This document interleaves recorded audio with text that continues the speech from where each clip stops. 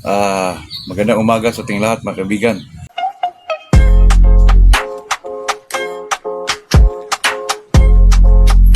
Andito na naman tayo sa ating usapang magmamanok po. Ito talaga sa ating mga kaibigan ay talaga enjoyment na po. Bago tayo mag-umpisa ay shoutout muna tayo kay Waldin Barira from Capiz, Arvin Lumayog, Marikina, Hercules Hinirale, Poblasyon San Vicente, Palawan.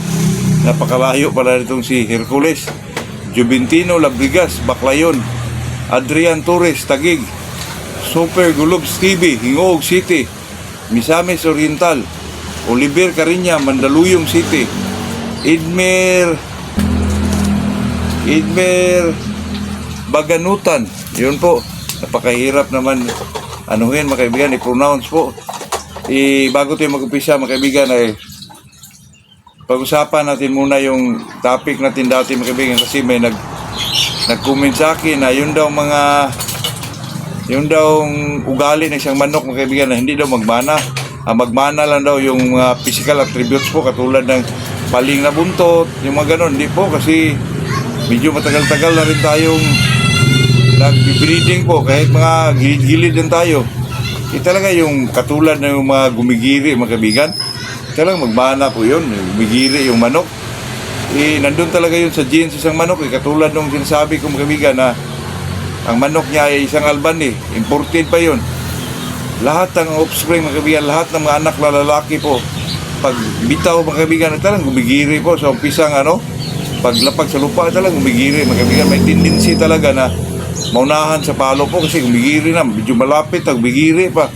Nako, dapat doon mga kaibigan ay bantay na yung manok, focus talaga, kasi labanan na yun actual na labanan na yun gumigiri pa mga kaibigan. Nako, siguro ma-remedyohan yan through kahig, banggaan, pero hindi talaga mga kaibigan, talagang nandyan na yan sa genes niya mga kaibigan, na talagang gumigiri po. Baka lang mga kaibigan, kulang lang talaga sa yung aggressiveness mga kaibigan, katulad ng pwede naman yung mga kaibigan, pasukan mo ng mga video sweater, yung mga hatches mga kaibigan, katulad ng Gilmore.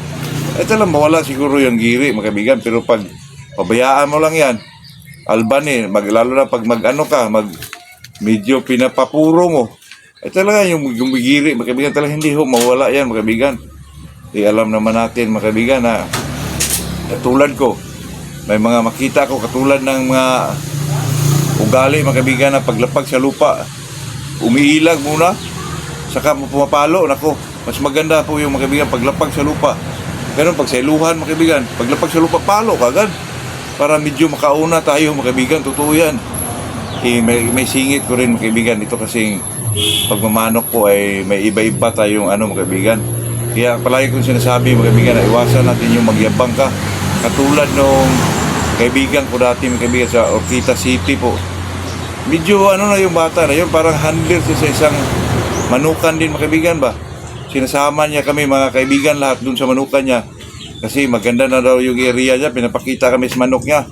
Pero ang gusto lang talaga mangyari niya mga kaibigan ay ipapanood niya kung paano siya mag-inject po. Parang nagmamayabang siya mga kaibigan ba. Kasi kami pag mag-inject dati 80s pa, dito talaga sa pitso na. Pero yung sa kanila mga kaibigan, dito sa pakpak, dito sa may medyo buo na buo na laman mga kaibigan, dito sa parang sa dulo ng pakpak, dito sila mag-inject. Pero alam naman namin yun mga kaibigan, kasi dati mga 70s po, dito talaga mag-inject yung mga magmamanok mga kaibigan, dito sa pakpak po, dulo ng pakpak, yung medyo may laman po.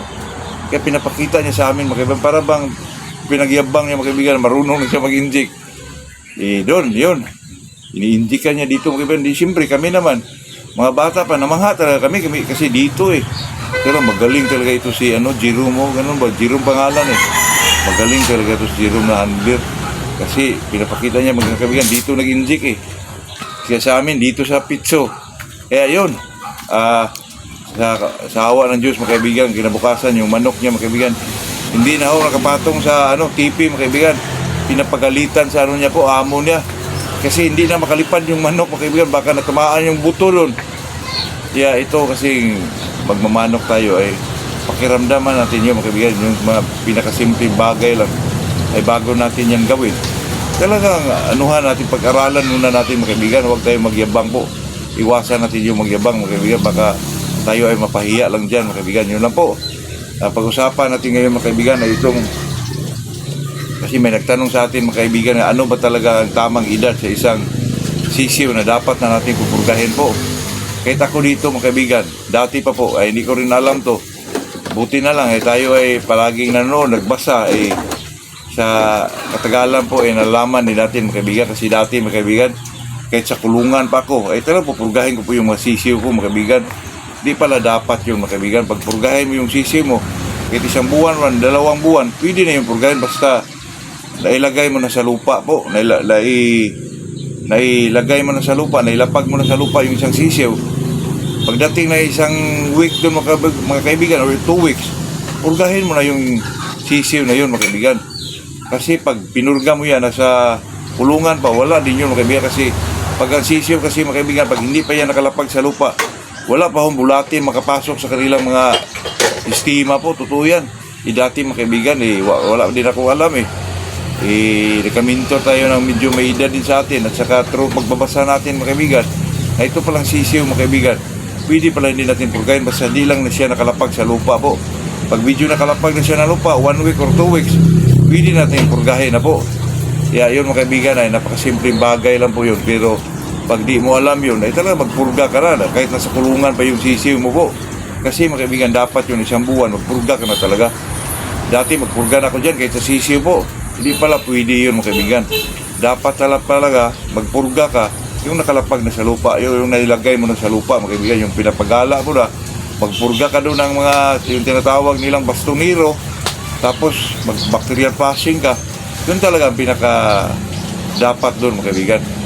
Kasi yun namang isang magpamanok mga kaibigan, pag hindi ka mag-research, hindi ka mag-aral din, hindi mo pinakiramdaman din mga kaibigan kung ano yung mga dapat o hindi dapat, hindi ka talaga matuto mga kaibigan.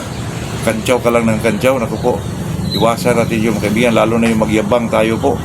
Kahit kaano pa yung kagaling yung manok mo, ay video hindi tayo magyabang, iwasan natin yun mga kaibigan. Yun talaga ang pinakadapat yan.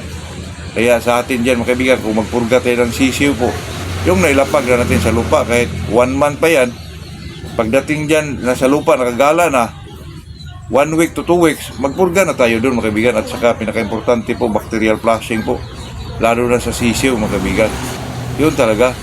Ang sisiw naman mga kaibigan, dapat natin ilapag yan sa lupa, medyo naka-immunize na yan. Kasi pag ilagay mo yan sa lupa mga kaibigan, hindi na-immunize lang yung mga coccidiosis, yung mga gumburo.